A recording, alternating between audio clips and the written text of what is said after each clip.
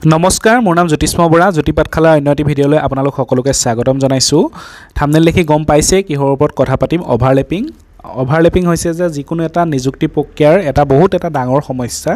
গতিকে আজি আমি এটো যোনটো এলপি ইউপিৰ ক্ষেত্ৰত হওক বা জিটিপিজিটিৰ ক্ষেত্ৰতে হওক যোনখিনি নিযুক্তি দিবলৈ গৈছে তাৰ ক্ষেত্ৰত কেনেদৰে অভাৰলেপিং হয় আৰু কেনেদৰে এই ক্ষেত্ৰত ব্যৱস্থা লোৱা উচিত আজি সেই সম্পৰ্কতে আলোচনা কৰিবলৈ চেষ্টা কৰিম সক এলপি ইউপি যোনটো 5550টা পদ আছে হেতুৰ ক্ষেত্ৰত কি হৈছে যে হেতুৰ যেতিয়া ৰিজাল্ট উলিয়াই দিয়া হ'ব মেৰিট লিষ্ট যেতিয়া উলিয়াই দিয়া হ'ব সেম একেটা টাইমতে কি হ'ব যে জিটিপিজিটিৰো মেৰিট লিষ্ট উলিয়াই দিয়া হ'ব আৰু সেম একেটা টাইমতে আৰু এটা হ'ব যে এডিআৰই ৰিজাল্টও দি দিয়া হ'ব কম বেছি পৰিমাণে পুলিচৰো দিয়া হ'ব গতিকে সব ৰিজাল্ট যেতিয়া একেলগে দি দিয়া হয় তেতিয়া কি হ'ব যে যিসকল চোকা ল'ৰা বা ছোৱালী যিকোনো ক্ষেত্ৰতে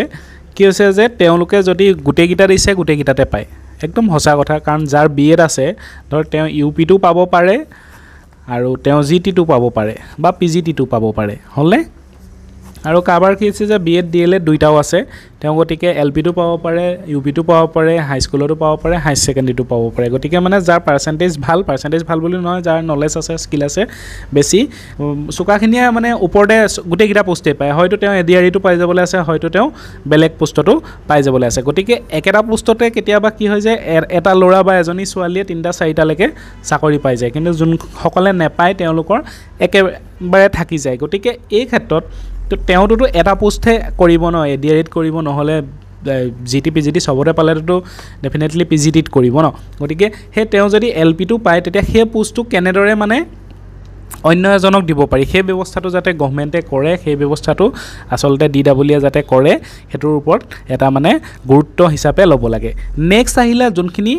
কন্ট্ৰেকচুৱেল টিচাৰ কিছুমান কন্ট্ৰেকচুৱেল টিচাৰ হৈছে যে বহুখিনি কি হৈছে প্ৰায় 20000তকৈ অধিক কন্ট্ৰেকচুৱেল টিচাৰক পাৰ্মানেন্ট কৰা হ'ল ইতিমধ্যে গতিকে হে কিন্তু তাৰ আগতে এই 5550টা পদৰ এডভাৰটাইজমেন্টটো ওলাইছিল গতিকে তেওঁলোকেও হয়তো আসাম টেট দিছে বা তেওঁলোকেও হয়তো সিটেট দিছে গতিকে তেওঁলোকৰ মাৰ্ক বহাই থৈছে হয় নাই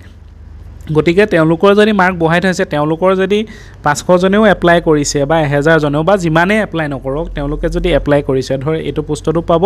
অলৰেডি তেওঁলোকৰ পাৰ্মানেন্ট হৈয়ে গৈছে কন্ট্ৰেকচুৱেল আছিলে গতিকে তেওঁলোকে যাতে এই পোষ্টটোত এপ্লাই নকৰে বা তেওঁলোকক কেনেদৰে মানে আতৰাই দিব পৰা হয় যিহেতু অলৰেডি এটা চাকৰি পাইছে